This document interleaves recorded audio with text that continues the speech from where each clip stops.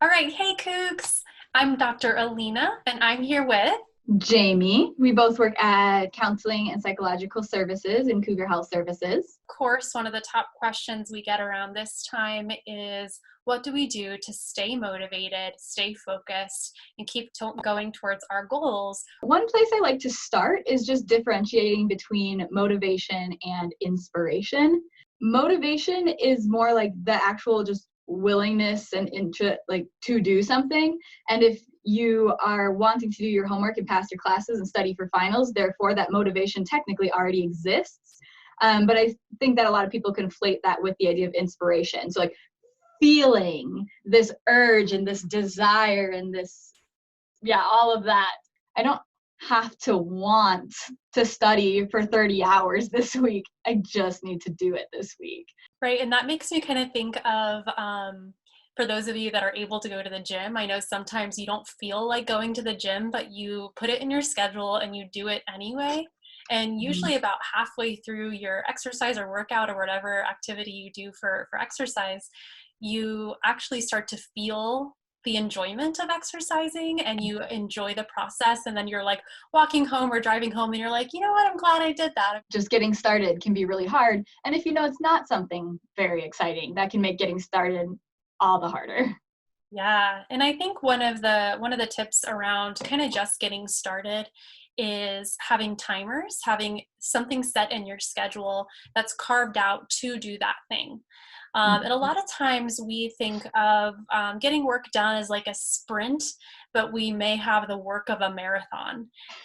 In a marathon runner, like let's say that they have 20 miles to run, they don't practice by doing 20-mile runs over and over again. That would just be ludicrous, right? So a lot of times we sit down and we try to do all this work to knock out the entire project in 4 hours. And that's running more like a marathon when you really should kind of break it down into smaller components.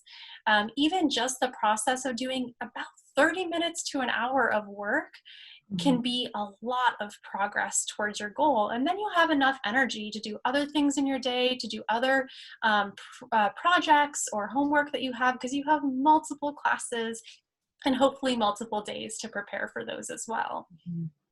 Yeah, and I think an important part with that too is if you know that when you sit down, it's going to be a marathon, like you just know yourself, like as soon as you sit down, all of a sudden you're in the zone. You forgot to eat, you forgot that one meeting you had, and like 8 hours later, you're like, wow, I got, a good amount done. So in a way it was rewarding. And I'm glad I did it. But because you know you're that marathon style worker, you don't want to start because you're like, well, it's already 5 p.m. If I start now, I won't finish till, 2 or 3 o'clock because I know how I am. And so I think with routine, it's important to have a time to get started. But also, like Alyna said, like set aside an actual amount of time, not just the time to start, but also the time to end. Yeah, and I think that's a great idea. And it makes me also think of rewards. If you kind of give yourself, like, let's say even 2 hours, but like maybe it's 3 and at 5, you're supposed to have a movie date on a Zoom with your partner or your friends at that time. If you know that there's this reward of socializing for those of you that are socially rewarded, you will work up until that time. Yeah, and just finding absolutely whatever feels rewarding and then making sure to give yourself that reward. So don't be like, well, I didn't really get enough done. Even just starting is worth something to reward. Mm-hmm. So whether or not you got a lot of work done, you showed up and you started the process.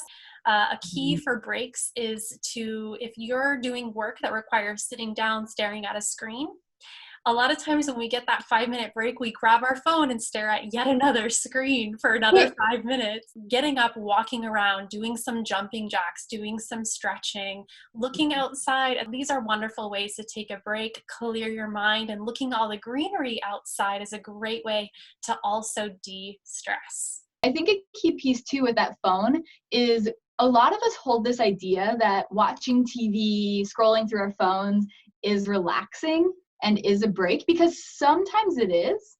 But oftentimes if we take a minute to pause, like do a 30-second soul search, we won't usually conclude that like, wow, the thing that really just refreshes me and makes me feel like I had a quality relaxation moment, most of the time it's not actually going to be scrolling through our phones or something like that. And another thing we wanted to talk about is how values, things that you do find meaningful and important, can motivate you to do some of the work that you have to do.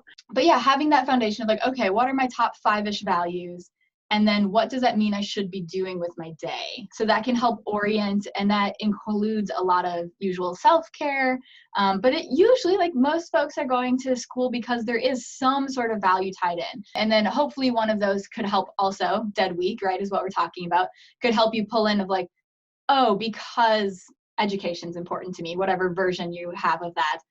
Therefore, I'm going to also put some homework into this day as well. You can also do like the reverse process of, okay, what do I have to do today? Just realistically, pragmatically, there is a deadline, has to get done. And backtrack, okay, how can that connect to one of my values? Even if it feels a little distant or not immediately obvious, usually there's still that connection of, oh, okay, so this busy work that I have, it is necessary to get a good grade in this class. This class is necessary maybe to get into my major.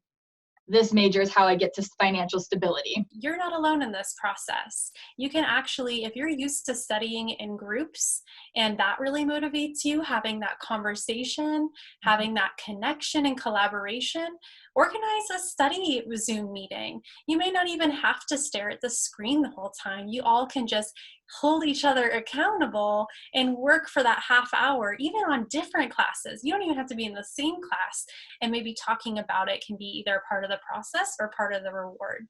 I know we often talk about like intrinsic motivation, so motivation that just comes from our own selves as being this ideal type of motivation, but realistically, a lot of us are externally motivated. It's okay to pull off of that and to recognize it. I know I'm a very externally motivated person for certain things, and so it's just not going to happen if there's not some sort of accountability. And so in that case, I know my people. Just reflecting on myself and my experience, I know something that gets in the way is I'll have like my phone on and get lots of alerts that make me want to check my phone when I'm supposed to be kind of in study mode. So I will turn my phone on silent, turn it upside down and put it somewhere out of reach. And then that thing isn't so much getting in the way.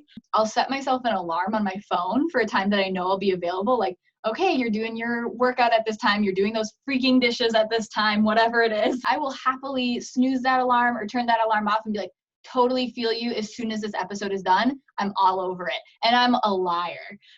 So for me, the key is I made a rule for myself that I just don't break. I just can't.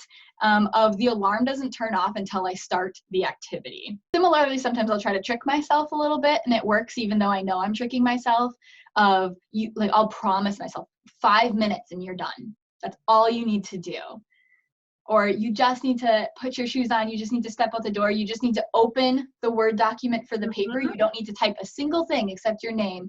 And then usually it's like, okay. So if you can kind of list out or acknowledge some of the things that get in the way for you, and then come up with some pretty clear and simple solutions based on the things we're talking about today, it'll likely help you get started and stay motivated. Keep in mind that Cougar Health Services, our main page, has a bunch of resources for mental health help right now. We've got resources for motivation, test anxiety, for stress and de-stress, for depression, and all kinds of other topics. Thank you so much for watching. Stay safe and go Cougs!